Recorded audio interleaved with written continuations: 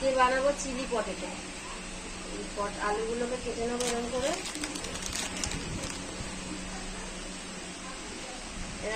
কেটে নেবো। এই কেটে নিয়েছি।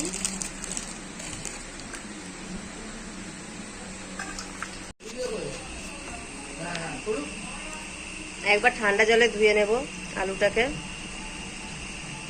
ঠান্ডা জলে ভিজিয়ে রেখে দেবো কিছুক্ষণ, তারপরে অন্য জায়গায় তুলে নেব। একটু জলটা ফুটে গেলে জলে এটাকে একটু 80% মতো ভাপিয়ে নেব।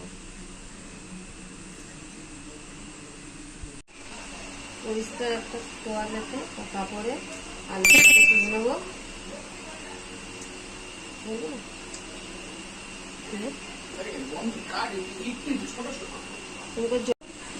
জলগুলোকে শুকনো করে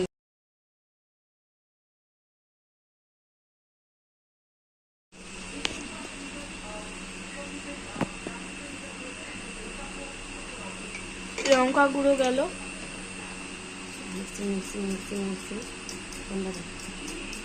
ফাইনালি আলুগুলোকে এখন ভাজা হবে। এই যে আলুগুলো দিচ্ছে,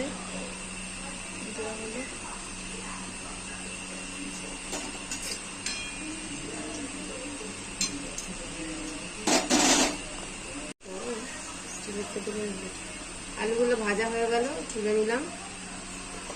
আরো কিছুটা আছে, ভেজে নেবো। পেঁয়াজ আর দিয়ে দেবো কাঁচা লঙ্কা।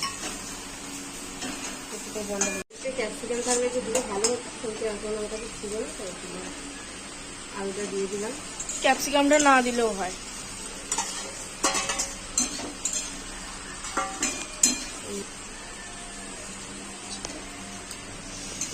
এখন সস গেল ওতে, দিয়ে ভালোভাবে নেড়ে নিতে। এই যে চিলি দিচ্ছি, কাশ্মীরি চিলি পাউডার। নুন গেল এতে। দেখুন এটা রেডি হয়ে গেছে।